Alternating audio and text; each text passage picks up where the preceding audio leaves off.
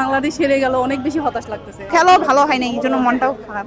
ম্যানেজমেন্টের পুরাই দোষ। আপনি 5টা প্লেয়ারকে কেন বসাবেন ভাই? আমরা বাংলাদেশ ম্যাচটা তখনই হারিয়ে গেছি যখন 5 জন চেঞ্জ হয়েছে। সাকিবের জন্য আমি খেলাই দেখতে আসি না, আমি সাকিবের ছাড়া বাংলাদেশ পুরো টিম অচল। এই যে সাকিব চলে গেছে, এখন কিছুই নাই। মন খারাপ নাকি? হ্যাঁ, মন খারাপ।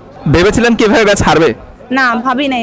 এক্সপেকটেশন হাই ছিল যে বাংলাদেশ এবার জিতবে। এর আগের খেলাগুলোতে বাংলাদেশ জিতছে, সো ভাবছি এগুলোও তো হচ্ছে বাংলাদেশ জিতবে, কিন্তু বাংলাদেশ জিতে নেই। আপনার চোখে আসলে হারের কারণটা কি? হারের কারণ হচ্ছে হলো টিম ম্যানেজমেন্ট। যেখানে ভালো ভালো প্লেয়ার আমাদের বিডির আছে, লাইক ইমন, পারভেজ ইমন, মুস্তাফিজ, ওনাদেরকে না নামিয়ে হচ্ছে অ্যাভারেজ প্লেয়ারদেরকে নামাইছে। সো এটা হচ্ছে এক্সপেকটেশন ফার্স্টে হাই ছিল, কজ আগে জিতছে, এবার হচ্ছে টিম ম্যানেজমেন্ট এগুলা করছে, মানে এভারেজ প্লেয়ারদেরকে নামাইছে, তো খেলাও ভালো হয় না, এই জন্য মনটাও খারাপ। মেজাজ খুব খারাপ মনে হচ্ছে। মেজাজ খারাপ মানে বাংলাদেশ আজকে জিতলে আজকে ভালো হতো, ঠিক আছে, বাট ব্যাড লাক, বাংলাদেশ জিতে পারলো না।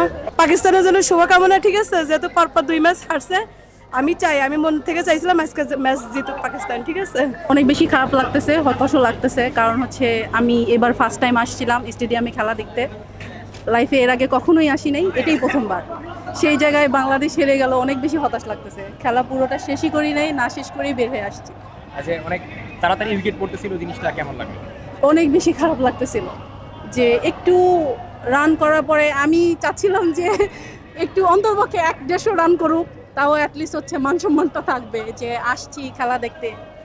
বাট স্টেডিয়ামে খেলা আজকে ফার্স্ট টাইম দেখলাম, অনেক বেশি ভালো লাগছে, অনেক বেশি এক্সাইটেডও ছিলাম, আনন্দও করছি অনেক বেশি। আজকে হারার প্রথম কারণ হচ্ছে লিটনের ব্যাড ক্যাপ্টেন্সি, দ্বিতীয়ত হচ্ছে ম্যানেজমেন্টের পুরাই দোষ। আপনি 5টা প্লেয়ারকে কেন বসাবেন ভাই?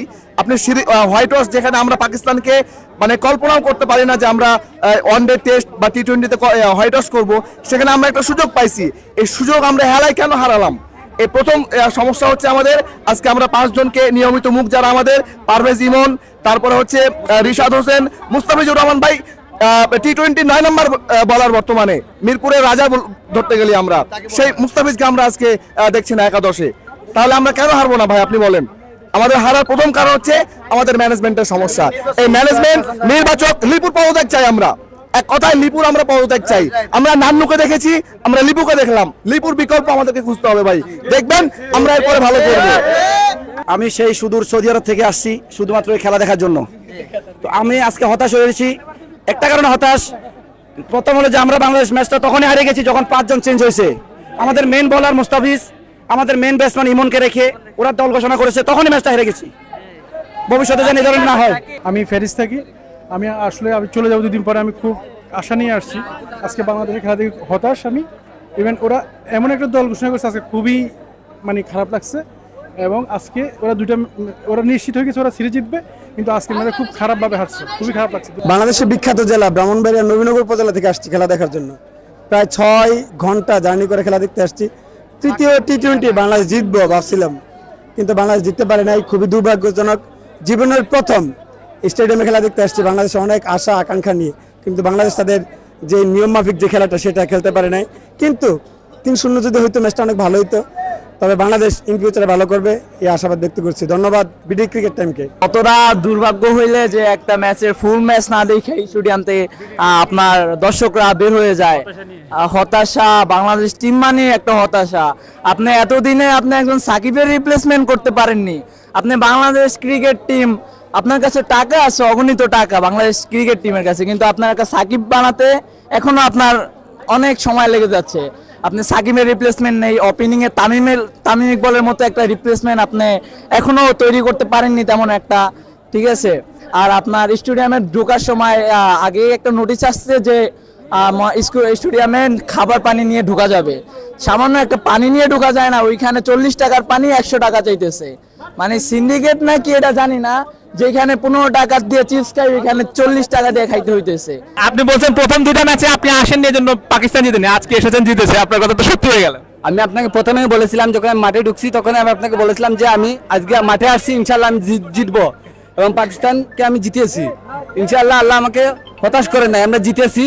এবং আগামীতে যদি ভালো একটা সিরিজ চট্টগ্রামে পালতে পারে, তাহলে চট্টগ্রামে আমরা সিরিজ জিতবো ইনশাল্লাহ বাংলাদেশের সাথে। চট্টগ্রামের মাঠে হলে পাকিস্তান জিতবে সিরিজ। এটা মিরপুরের মাঠে তো এটা আউটফিল্ড স্লো, বুঝছেন। আমি আপনাকে প্রথমেই বলছিলাম যে আজকে আমি মাঠে আসছি, আজকে আমি জিতবো এবং ইনশাল্লাহ জিতছি। কেমন লাগছে এখন? ভাই খুবই আনন্দিত হয়েছে ভাই। আমি সিলেট থেকে আসছি, আমি আসার সময় দুপুরে ফ্লাইটে আসছি, ডোমেস্টিক ফ্লাইটে আসছি। আলহামদুলিল্লাহ আমার সব টাকা উসল হয়েছে এবং সার্থক হয়েছে। আমি এখানে খেলা দেখতে এসে ভাই খুবই গর্বিত ভাই, আনন্দিত হয়েছি ভাই। এই যে স্কোরটা চেঞ্জ হয়েছে, কিসের দরকার ছিল? আমি ভাবছিলাম যে পাকিস্তানকে হোয়াইট ওয়াশ করার জন্য। আপনার টিম ম্যানেজমেন্ট, এই যে নাইম শেখকে আপনি কোন হিসাবে টি-20 স্কোয়াডে রাখতে চান আপনি বলেন? ও ওপেনিং নামছে, নামার পরেতে একটা বাউন্ডারি, সে পাওয়ার পেলেতে একটা বাউন্ডারি বের করতে পারছে না। তার মতো ব্যাটসম্যান ওপেনিং কিভাবে একটা ন্যাশনাল টিমে খেলে? এই সিরিজে সাকিবকে মিস করেছেন, কিংবা সাকিব থাকলে ম্যাচের প্রেক্ষাপটটা ভিন্ন হতে পারত। সাকিবের জন্য আমি মানে খেলাই দেখতে আসি না। আমি আমার বাসায় যে এই পাশেই আমি প্রত্যেকটা বাংলাদেশের খেলা দেখি। সাকিব আসে না দেখে আসে না, আজকে একটু মন চাইলো, দেশ তো দেশের খেলা দেখি। সাকিবের ছাড়া দেশের কিছুই নতো নাই। সাকিবের ছাড়া বাংলাদেশ পুরো টিম অচল। এই যে সাকিব চলে গেছে, এখন কিছুই নাই। সাকিবকে ছাড়া এই যে বাংলাদেশে কিছুই নাই। তারপর তো সিরিজ জিতলো। এটা কোনো সিরিজ জেতা আমি কোনো হ্যাপি নাই। এই সিরিজ জেতাকে কোনো কিছুই মনে করি না। এরকম একটা সিরিজ জেতা কিছু আছে বাংলাদেশে? কিছুই নাই এরকম একটা সিরিজ। এই তো আপনাদের পাকিস্তানের যে টিমটা, এটা আমি তো এই দল টিম, এখানে ভালো কোনো বাবর আজম নাই, রেজওয়ান নাই, একটা সামান্য এই দল পাঠাইছে। এদের সাথে এটা জেতার কিছু মনে করি না আমি। ধান খেতে তো এইটা তো সবাই জানে, ধান খেতে।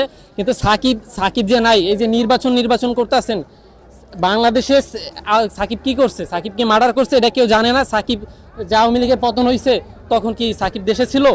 মার্ডার হয়েছে তখন কি সাকিব দেশে ছিল না? আমরা কেমন বাঙালি যে সাকিবের মতো একটা মানুষকে, যারা সারা বিশ্বে যারা সম্মান করে, যার মর্যাদা দিতে জানে, আর আমরা বাঙালি এতটা নির্লজ্জ বেহায়া যে তার মতো একটা ছেলেকে আমরা আমাদের বাংলাদেশকে এত পর্যায়ে নিয়ে গেছে, এত উপরে নিয়ে গেছে, আমরা সম্মান করতে জানি না, তার মূল্য দিতে জানি না। এর জন্য বাংলাদেশ অনেক সামনে ভুগবে। এবং যে আমাদের মতো কিছু ইয়াং জেনারেশন আছে যারা সাকিবকে নিয়ে ট্রোল করে, যে সাকিবকে ভুয়া বলে, আমি তাদের উদ্দেশ্যে বলতে চাই, তোরে দিয়ে কি হয়েছে? তুই যে সাকিবকে নিয়ে ট্রোল করস, আরে তোরে দিয়ে কি হয়েছে? তুই তো সাকিবের জুতার যোগ্য না, তোরে দিয়ে কি হয়েছে? তুই সাকিবকে নিয়ে কিভাবে ট্রোল করস? আমি গত 2টা ম্যাচ বাসায় বসে দেখেছি, বাংলাদেশ খুব ভালো খেলছিল। আজকে আশা নিয়ে আসছিলাম যে পাকিস্তানের সাথে আজকে পাকিস্তানকে ডেকে এনে বাংলাদেশ হোয়াইট ওয়াশ করে দেবে। তো আমাদের আশা দুর্দশায় পরিণত হয়েছে। বিশেষ করে আমাদের যে লিটন দাস, উনি ক্যাপ্টেন্সি আমার কেন মনে হয়েছে যে উনি যে ফার্স্ট পাওয়ার প্লেতে 6 ওভারে 6 জন বলার টেনে ফেলছে, এটা আসলে আমার দিক দিয়ে বা উচিত হয়নি। পাওয়ার প্লেতে মাত্র 3 জন বলারকে যদি খেলাইতো, বাকি 3 জন পরে রেখে দিত, তাহলে ওরা বোলিং লাইন আপটা বুঝতে পারতো না। ব্যাট ক্যাপ্টেন্সির জন্য, ব্যাট ফিল্ডিংয়ের জন্য বাংলাদেশ আজকে হেরে গেছে। কিন্তু এইভাবে হারবে কখনো কল্পনা করতে পারিনি। বিশেষ করে আমরা দেখেছি বিগত 2 ম্যাচ আগে নাইম শেখ 7 বল খেলে 4 রান করে, মানে ব্যাট শট খেলে আউট হয়েছে। আজকে কেন ইমনের পরিবর্তে, যতই বাংলাদেশ 2টা সিরিজ জিতে নিক, আর হোয়াইট হাউসে তো পালা আজকে ছিল, কিন্তু পারভেজ ইমনের পরিবর্তে কেন নাইম শেখকে নিয়ে উনি 20 বল খেলে 12 রান করে আউট হয়েছে? না পাওয়ার প্লেতে শট মারতে পারছে, না কিছু করতে পারছে। পাওয়ার প্লেতে ইমন বেস্ট।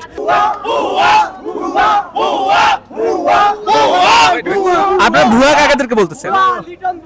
খেলা দেখে যেটা লাগছে হতাশ, সে কারণে ভুয়া বলতেছি।